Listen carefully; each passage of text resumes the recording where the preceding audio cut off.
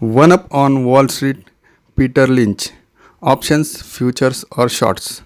निवेश का खेल अब इतना लोकप्रिय हो चुका है कि अमेरिका में शेयर खरीदो को बदलकर अब यह कह देना चाहिए कि अमेरिका के ऑप्शन खरीदो, अमेरिका के भविष्य में निवेश करो का मतलब यह है न्यूयॉर्क फ्यूचर्स एक्सचेंज में ट्रेडिंग करो। मैंने अपने पूरे निवेश करियर में एक भी फ्यूचर या ऑप्शन नहीं खरीदा और मैं अब इसे खरीदने की कल्पना भी नहीं कर सकता।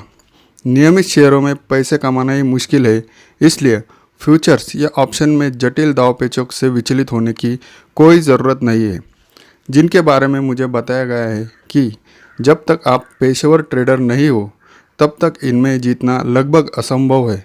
इसका यह मतलब नहीं है कि फ्यूचर्स कमोडिटी कारोबार का कोई उपयोगी उद्देश्य नहीं है। कोई किसान फसल आने से पहले ही गेहूँ या मक्का के भाव का सौदा कर सकता है और जानता है कि फसल होने पर वह उतनी राशि में उसे बेच सकता है, और गेहूँ या मक्का का खरीदार भी ऐसा ही कर सकता है। लेकिन शेयर फसल जैसे नहीं होते और उत्पादक व उपभोक्ता के बीच कोई संबंध नहीं है जो भाव के ऐसे बीमे को शेयर बाजार की कार्यवाही के लिए आवश्यक बनाए। शिकागो और न्यूयॉर्क फ्यूचर्स एंड ऑप्शंस की राजधानियां हैं। इनकी रिपोर्ट से पता चलता है कि 80 से 95% शौकिया खिलाड़ी नुकसान में रहते हैं। ये आंकड़े तो कैसीनो या रेस्ट्रेक के आंकड़ों से भी बदतर है, लेकिन इसके बावजूद यह काल्पनिक कहानी जारी रहती है कि बुद्धिमत्तापूर्ण निवेश विकल्प है। अगर यह बुद्धिमत्तापूर्ण निवेश है तो टाइटैनिक बहुत सुरक्षित जहाज़ था। यह वर्णन करने में कोई तुक नहीं है कि फ्यूचर्स एंड ऑप्शन कैसे काम करते हैं, क्योंकि इसके लिए काफ़ी लंबे और नीरस वर्णन की ज़रूरत है, जिसके बाद भी आपको ज़्यादा कुछ समझ नहीं आएगा।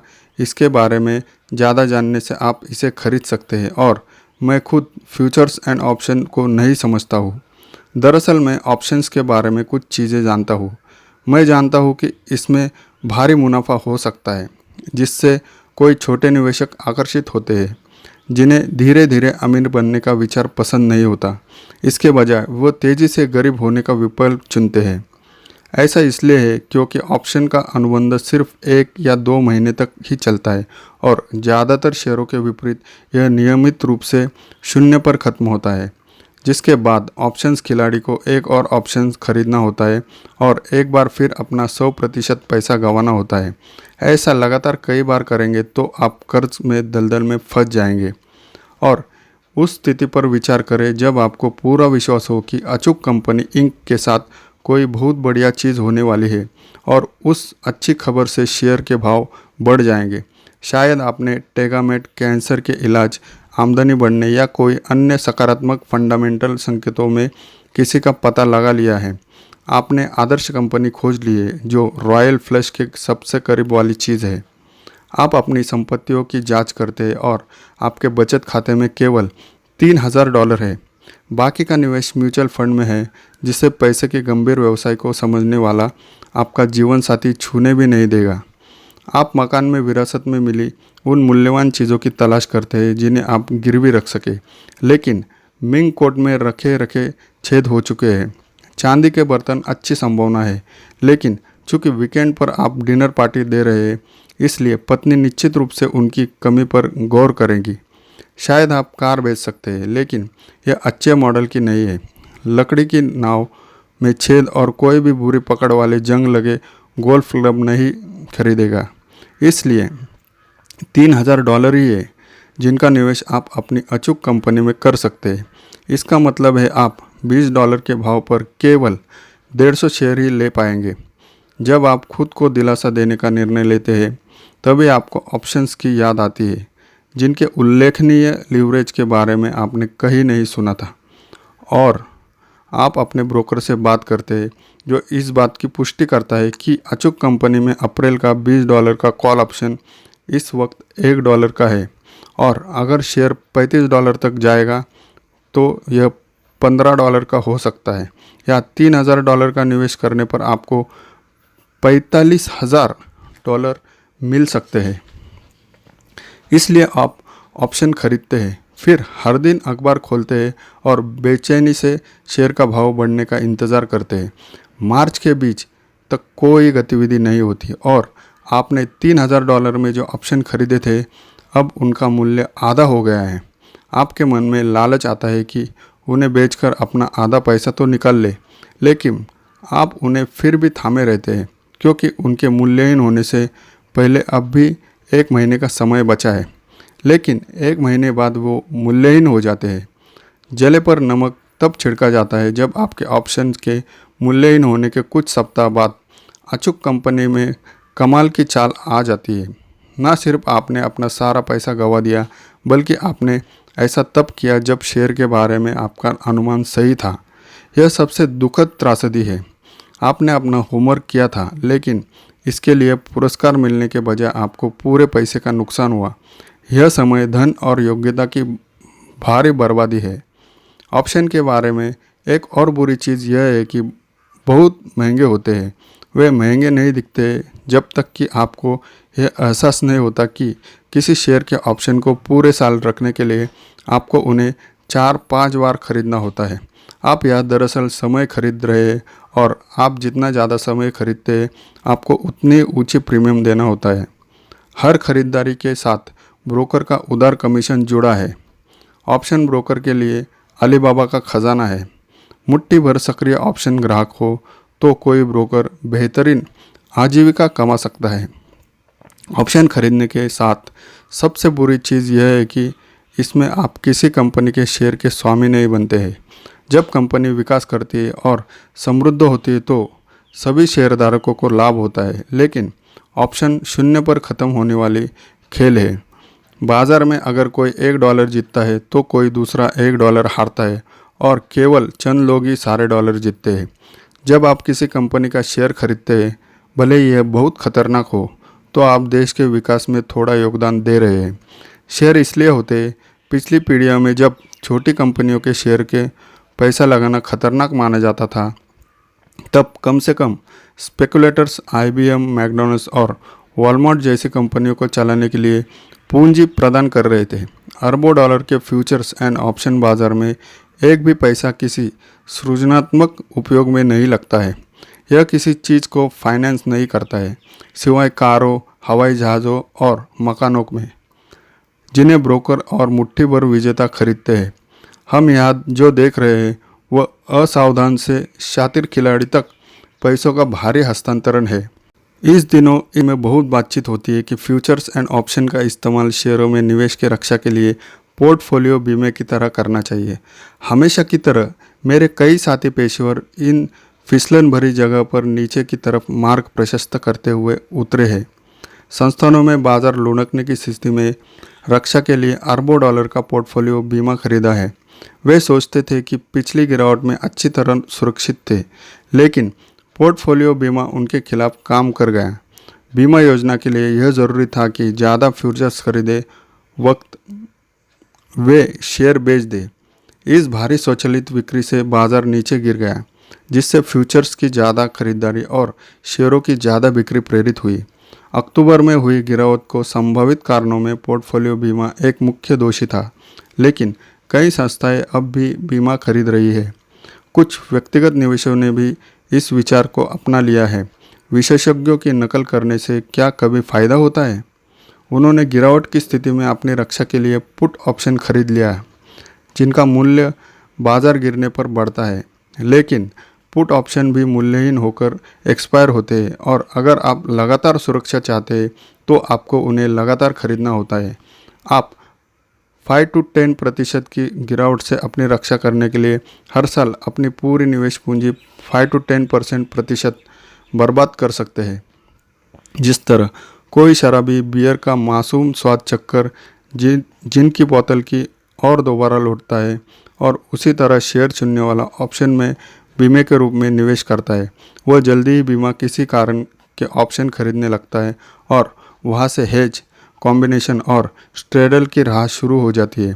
वह भूल जाता है कि उसकी मूल रुचि शेयरों में थी।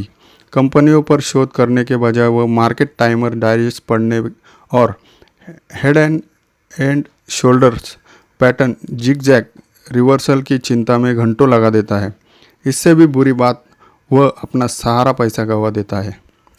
वॉरेन बफेट मानते हैं कि शेयरों के फ्यूचर्स एंड ऑप्शन को गैर कानूनी घोषित कर देना चाहिए और मैं उनकी बात से सहमत हूँ। किसी शेयर को शॉर्ट करना। आपने बेशक इस प्राचीन और अजीब परंपरा के बारे में सुना होगा जिसमें आप नीचे गिरने वाले शेयर से मुनाफा कमाते हैं। कुछ लोग अपने पोर्टफोलियो को देखकर यह सोचने लगते हैं कि अगर वे पिछले वर्षों में खरीदने के बजाय शॉर्ट सेल करते हैं तो अब तक अमीर बन जाते हैं। शॉर्ट करने का मतलब है कि आप पड़ोसियों से कोई चीज़ उधार लेते हैं। फ़र्क यह है कि शेयर बाज़ार में आप उनके नाम नहीं जानते और उसे बेचकर पैसे अपनी जेब में रख लेते हैं।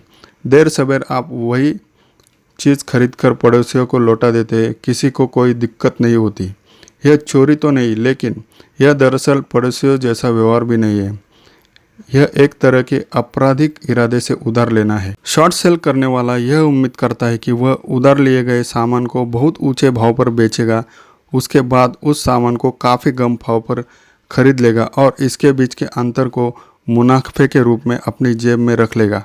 मुझे लगता है कि आप यह काम लॉन मोवर्स और गार्डन होज के साथ कर सकते हैं, लेकिन यह शेयरों के मामले में सबसे अच्छी तरह काम करता है, खास तौर पर उन शेयरों के साथ जिनके भाव बहुत ऊंचे और फूले होते हैं। मिसाल के तौर पर, अगर आपको यह लग रहा था कि पोलेरॉयड का 140 का भाव बहुत ज़्यादा है तो आप 1000 शेयर शॉर्ट सेल करके अपने खाते में तुरंत $1,40,000 कमा सकते हैं। फिर आप भाव से घटकर $14 होने तक इंतज़ार कर सकते हैं और ऐसा होने पर आप वही 1000 शेयर $14,000 में खरीद लेते हैं और इस तरह आप $1,26,000 कमाकर घर जा सकते हैं। आपने जिससे वे शेयर मूलतः उधार लिए थे उसे फ़र्क समझ में नहीं आ रहा। ये सौदे केवल कागज़ पर होते हैं और इन्हें शेयर ब्रोकर संभालता है। खरीदना जितना आसान है, शॉर्ट सेल करना उतना ही आसान है। इससे पहले कि हम इस बारे में बहुत ज़्यादा रोमांचित हो जाए, यह जानना बेहतर होगा कि शेयरों को शॉर्ट सेल करने में कुछ गंभीर गड़बड़ियाँ हैं। आप जितने समय तक शेयर उधार लिया है उस दौरान सारे डिविडेंड और अन्य लाभ असली मालिक को मिलते हैं, इसलिए आपको वहाँ पर थोड़े पैसे का नुकसान होता है। इसके अलावा आप शेयर शॉर्ट करने पर मिलने वाले पैसों को दरअसल तब तक खर्च नहीं कर सकते जब तक आप शेयर लौटाकर सौदा पूरा नहीं कर दें। पोलेरॉयड के प्रकरण में आप ऐसा नहीं कर सकते कि $1,40,000 लेकर लंबी छुट्टियां मनाने फ्रांस चले जाए। आपको शॉर्ट किए हुए शेयर के वर्तमान मूल्य के हिसाब से अपने खाते में पर्याप्त पैसे रखने होते हैं। पोलेरॉयड का भाव गिरने पर आप थोड़ा पैसा बाहर निकाल सकते हैं, लेकिन अगर पोलेरॉयड के शेयर का भाव बढ़ जाते हैं तो क्या होता है? तो आपको अपनी पोजीशन को बनाए रखने के लिए और ज़्यादा पैसा जमा करना पड़ता है। शेयरों की शॉर्ट सेलिंग में डराने वाली बात यह है कि भले ही आपको विश्वास हो कि कंपनी घटिया स्थिति में है, लेकिन हो सकता है दूसरे निवेशकों को इस बात का एहसास नहीं हो, इसलिए वे शेयर के भाव को ज़्यादा बढ़ा भी सकते हैं।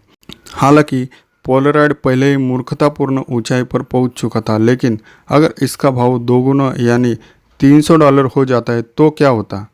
अगर तब आप शॉर्ट होते तो आप बहुत घबरा रहे होते। किसी $1,40,000 में उधार ली हुई चीज़ बदले में $3,00,000 खर्च करना बहुत विचलित करने वाले हो सकते हैं।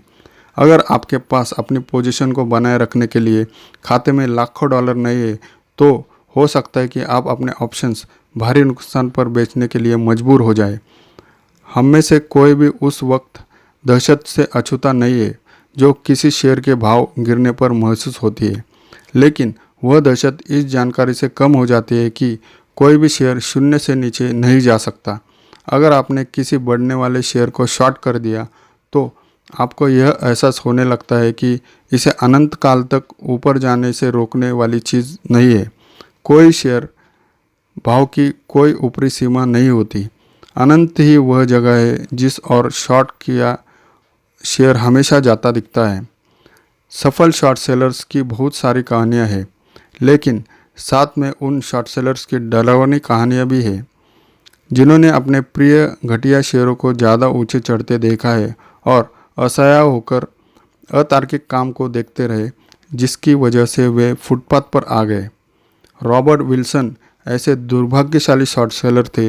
वे समझदार इंसान और अच्छे निवेशक थे जिन्होंने एक दशक पहले रिजॉर्टर्स इंटरनेशनल को शॉर्ट किया। वे अंततः सही निकले। ज़्यादा शॉर्ट सेलर्स अंततः सही साबित होते हैं। जॉन मेडन किन्स ने कहा कि अंततः हम सभी मुर्दा हैं। बहरहाल इस दौरान शेयर का भाव 70 सेंट से बढ़कर $70 हो गया और यह 100 बैगर बन गया, जिससे मिस्टर विल्सन को $20-30 का नुकसान हुआ। अगर आप किसी शेयर को शॉर्ट करने की सोच रहे हैं तो इस कहानी को याद रखना उपयोगी हो सकता है। शॉर्ट करने से पहले आपके पास सिर्फ यह विश्वास नहीं होना चाहिए कि कंपनी बिखर रही है, आपके पास इससे ज़्यादा होना चाहिए।